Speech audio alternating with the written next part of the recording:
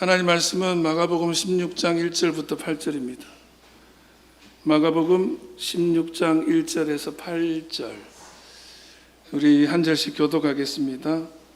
안식일이 지남에 막달라 마리아와 야고보의 어머니 마리아와 또 살로메가 가서 예수께 바르기 위하여 향품을 사다 두었다가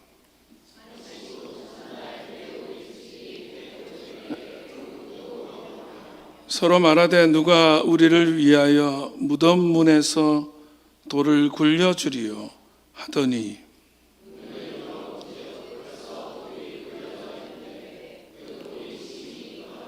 무덤에 들어가서 흰 옷을 입은 한 청년이 우편에 앉은 것을 보고 놀라매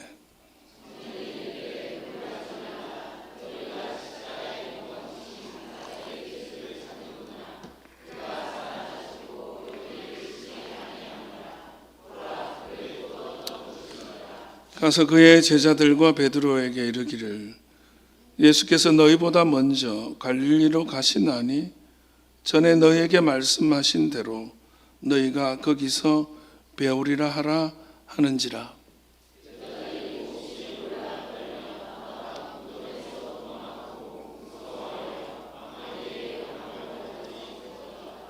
아멘.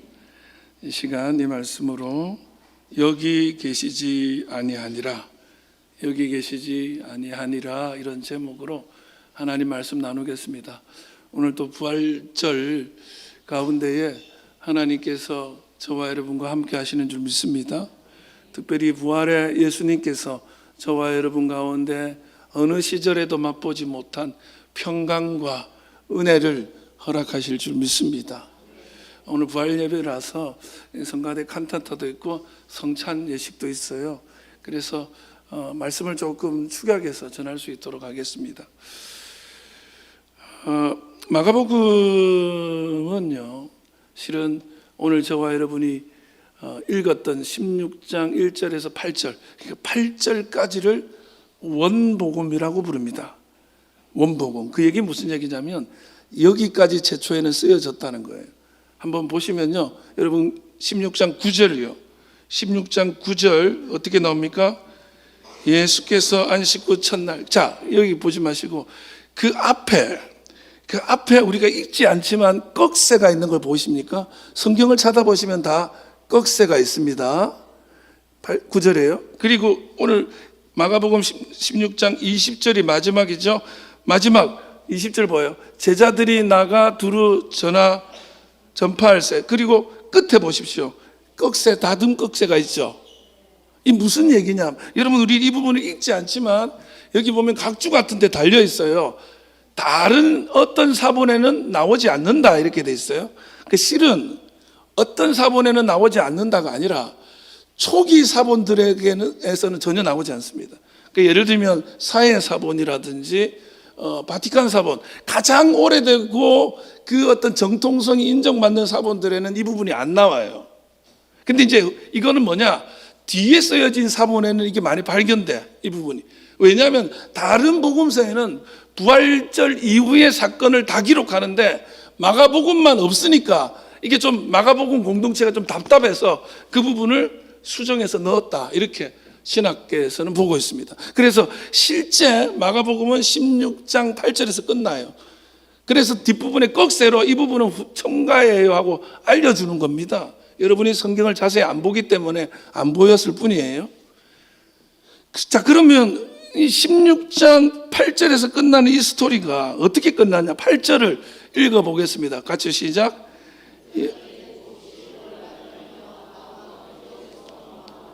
무서워하며 아무에게 아무 말도 하지 못하더라. 그러니까 여자들이 몹시 놀라 떨며 나와 무덤에서 뭐하고? 도망하고 무서워서 아무에게 아무 말도 하지 못하더라. 여러분, 부활절 스토리는요, 찬송이 있고 그 역사의 기적이 있고 사람들이 막 기뻐하면서 복음을 전하면서 그 안에 평강을 누리고 이런 스토리가 나오면서 끝나는 게 우리에게 감동인데, 마가복음은 최초의 복음서거든요. 무서워하며 도망하더라. 아무 말도 하지 못하더라. 뭔가 어둡게 끝나잖아요. 뭔가 부정적으로 끝나잖아요. 왜 이렇게 끝났을까? 마가복음은 왜 이렇게 스토리를 끝낼까? 여러분, 우리 리딩 바이블 마가복음 읽기 성경 공부하시는 수요일 날 하시는 분들은 추측이 될 거예요. 네, 예수님께서 길을 만드셨어요. 끊임없이 길을 만듭니다. 그동안에 없었던 길, 성전이 아니라 예수라는 길, 율법이 아니라 믿음이라는 길을 새롭게 만드시지만 실은 예수님의 그 길에 같이 하는 사람들이 너무 적었어요. 너무 적었어요. 그러면서 부활의 예수님을 보여주면서 이 부활의 예수님을 만난 사람들조차도 두려워 떨면서요, 아무 말도 못하더라.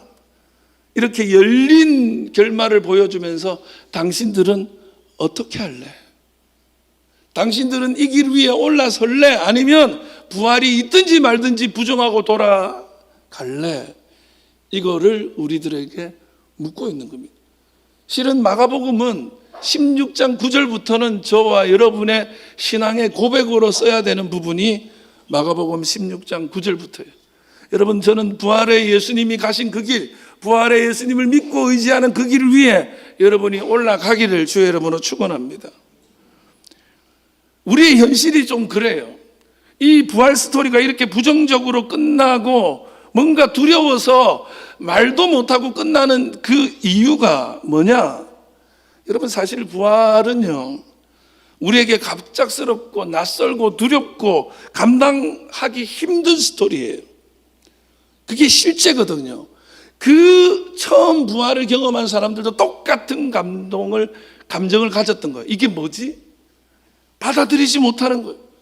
그리고 그렇게 그 상황을 보고 그 일을 보고 두려워하면서 마가복음은 끝을 냅니다. 그 뒤의 얘기, 실은 우리가 안 봐도 알죠. 그렇게 두려워 떨던 그들을 통하여서 온 열방이 부활의 예수님을 만나게 됩니다. 할렐루야. 저는 그래서 오늘 이 부활절 스토리, 마가복음이 전하고 있는 이 마지막 스토리를 보면서 오늘 우리에게 마가복음이 전해주는 부활의 신비를 나누려고 합니다. 첫 번째는 뭐냐면요, 기대를 넘어서는 초월적 사건이 일어난다는 겁니다. 여러분, 부활 스토리를 통해서 우리는 알 수 있어야 돼요. 내 기대와 내 믿음을 넘어서는 초월적 사건들이 이 땅에 일어나고 있음을 믿으시기를 바랍니다. 부활 스토리는 그런 거예요. 기대하지 않았던 사건이에요. 1절 읽어보겠습니다. 안식일이 지남에 막달란 마리아와 야고보의 어머니 마리아와 또 살로메가 가서 예수께 바르기 위하여 향품을 사다 두었다가, 여인들이 향품을 사다가 그 향품을 예수님의 시체에 바르기 위해서 예수님의 무덤으로 향하고 있습니다. 그들은 예수님의 부활을 기대하지 않았습니다. 장례를 제대로 치러지고자 향품을 바르기 위해 가고 있는 중이었습니다. 그들은 예수님을 너무 사랑했기 때문에, 그분께 받은 은혜가 너무 크기 때문에 그 사랑의 마음으로 장례식장을 찾아가듯이 예수님의 장례를 제대로 치러주기 위해 예수님께 사랑받았던 사람들의 본분을 다하기 위해 무덤가로 가고 있었습니다. 마가복음 15장 40절 읽어보겠습니다. 시작. 멀리서 바라보는 여자들도 있었는데 그 중에 막달란 마리아와 또 작은 야고보와 요새의 어머니 마리아와 또 살로메가 있었으니, 그랬어요. 마지막 예수님이 십자가에 달리던 순간에, 예수님이 돌아가는 순간에 제자들은 아무도 없었습니다. 그 순간 멀찍이서라도 바라보고 있었던 사람들, 누구죠? 막달라 마리아, 요새의 어머니 마리아, 그리고 살로메. 이 세 사람은 마지막 순간까지 예수님의 최후를 그 곁에서 지켰습니다. 그리고 그 예수님의 죽음을 최초로 섬기기 위해서 무덤가로 안식일이 지난 첫날에 예수님의 무덤을 달려갑니다. 그리고는 아시다시피 부활의 최초의 증인이 됩니다. 여러분, 이건 좀 오늘 주제와 다른 얘기지만요, 예수님을 사랑하고 사모하고 주님 앞에 할 도리를 다하는 사람들이 은혜를 깊이 경험합니다. 그가 갈 수 있는, 그가 믿음이 없다 할지라도 그가 할 수 있는 최고의 순간까지, 최선의 순간까지 다하는 사람들이 부활을 경험하고 은혜를 경험하는 거예요. 여러분, 이 사람들이 부활할 예수님을 믿어서 거기 간 게 아니고요, 예수님께 최고의 사랑을 보여드려야 되겠다. 내가 예수님을 너무 사랑하는데 예수님의 사랑받은 사람으로서 내가 할 일을 해야 되겠다. 그래서요, 교회 다니시고 신앙생활 하시는 분들께 꼭 말씀드리고 싶어요. 믿음이 적다 할지라도 여러분의 최선으로 신앙생활 한번 해보시기 바랍니다. 가장 가까이 예수께 다가간 사람이 가장 먼저 은혜를 경험하는 법입니다. 예.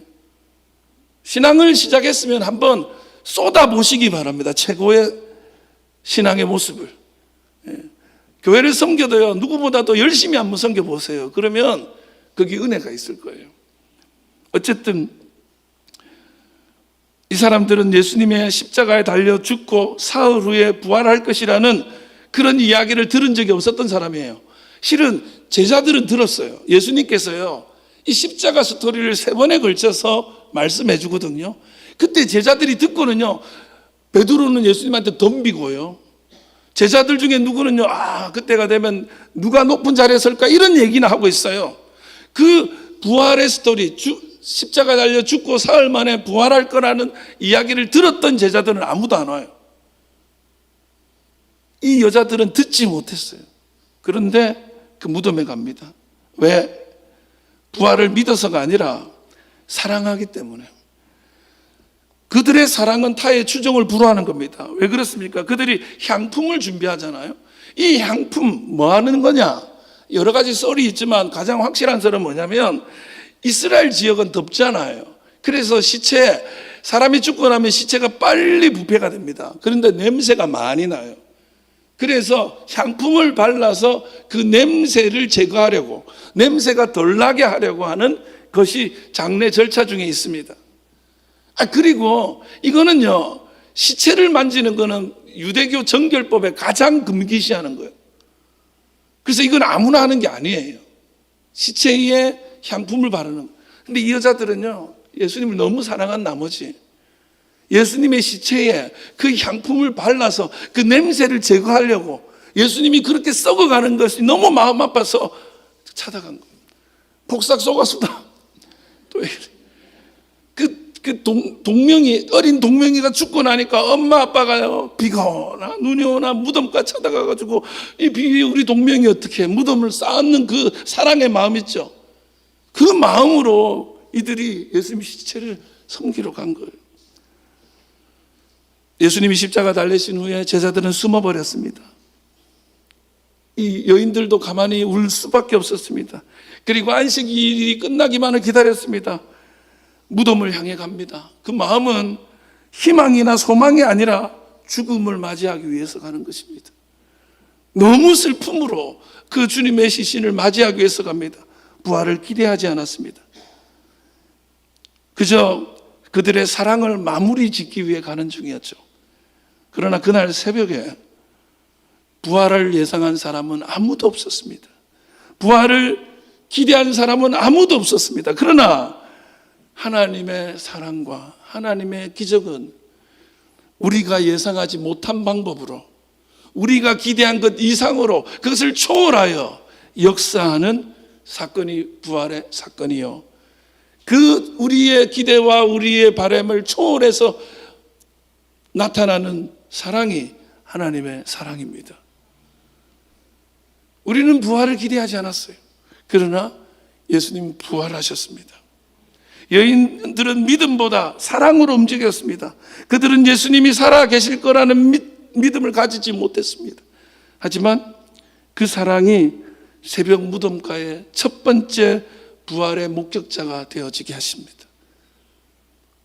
2절을 읽어보겠습니다. 같이요, 시작.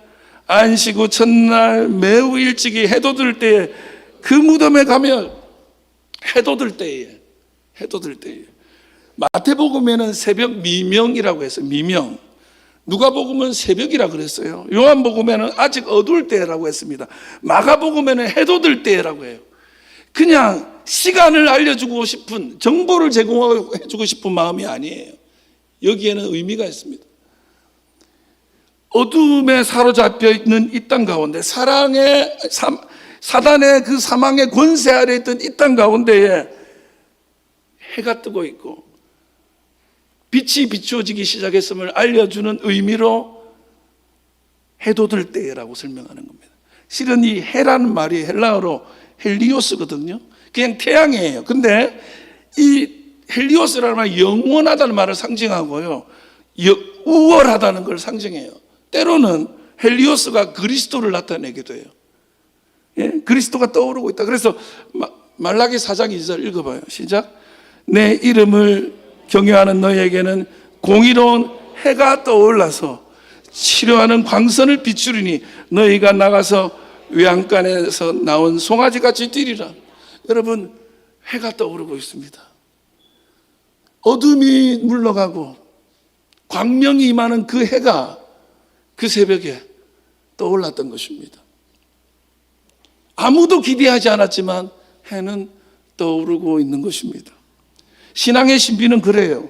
기대하지 못하고 기도할 수 없는 일이 일어나는 사건이 신앙의 세계 안에 있습니다.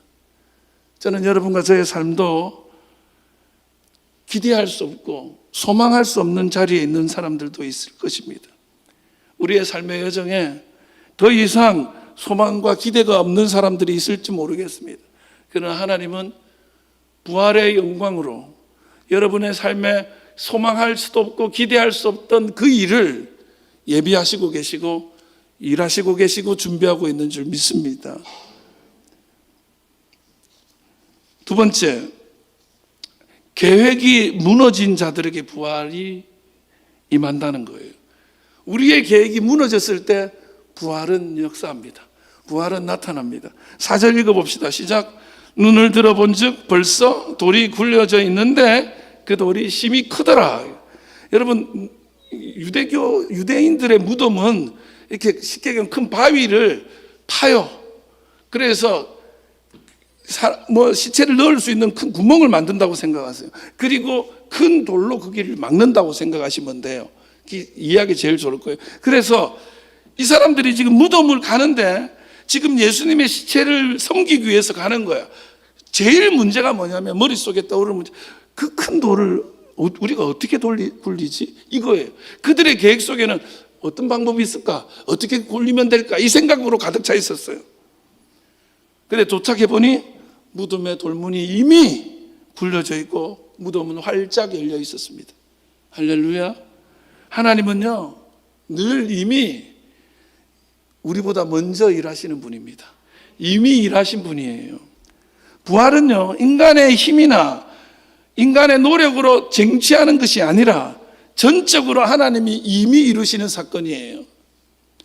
우리가 도착하기도 전에, 우리가 걱정하기도 전에 하나님은 일하십니다.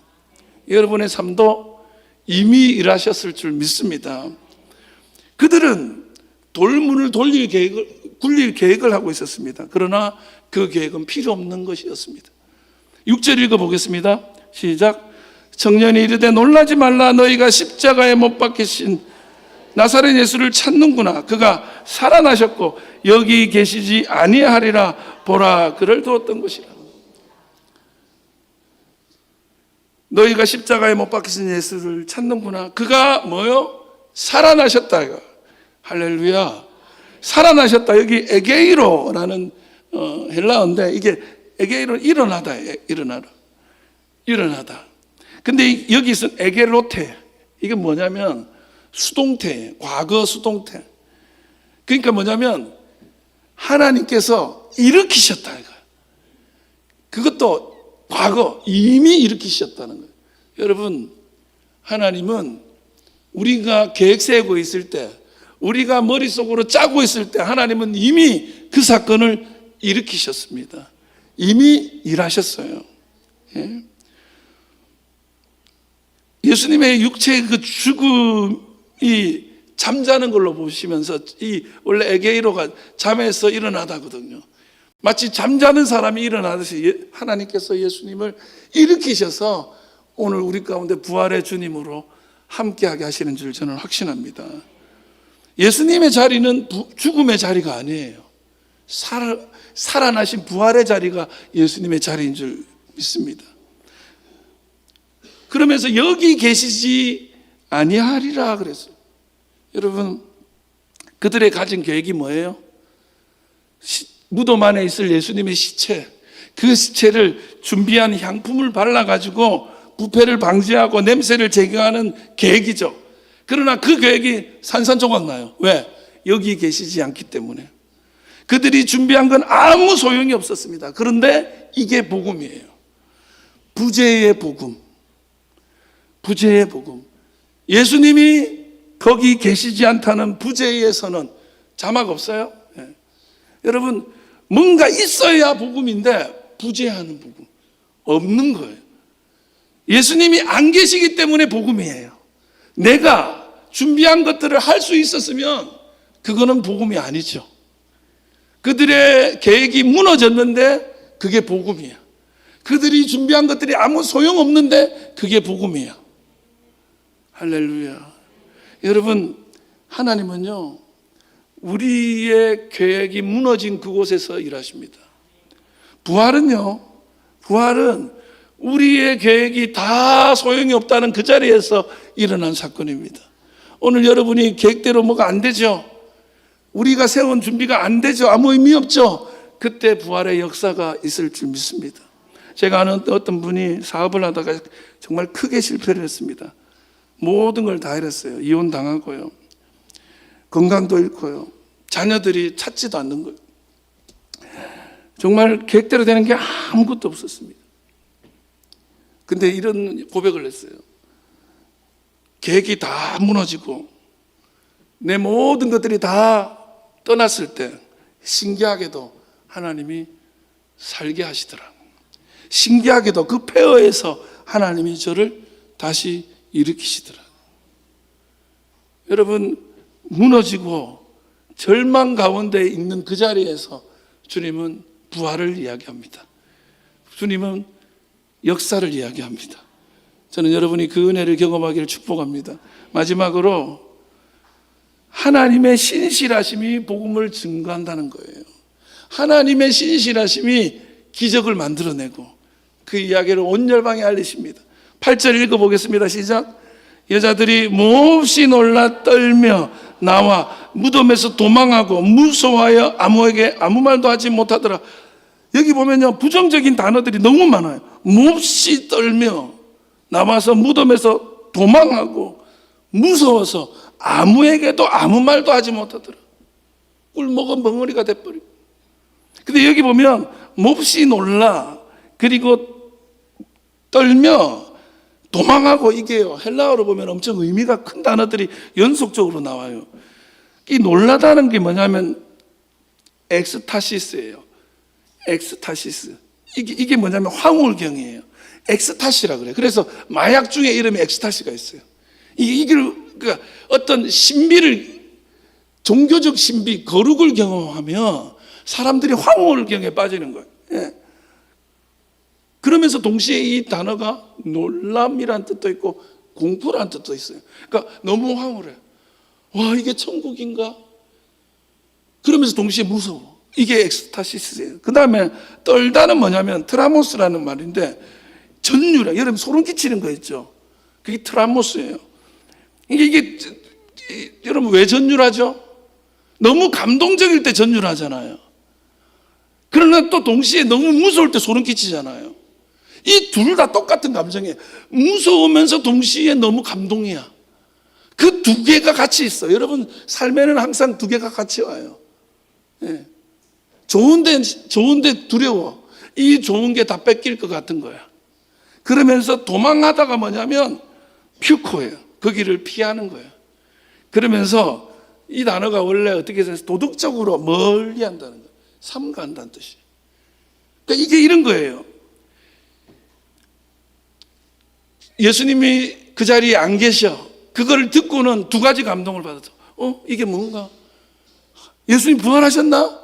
하는 그런 그 부활의 신앙이 자라기 시작하면서 너무너무 전율하는데 동시에 너무 무서운 거야. 이게 뭐지? 감당할 수 없는 거야. 그 둘 앞에 이 사람들은 뭘 선택했어요? 여러분, 은혜가 있을 때요, 감동이 있고 동시에 걱정이 있거든요. 예를 들면 이 단적인 예예요.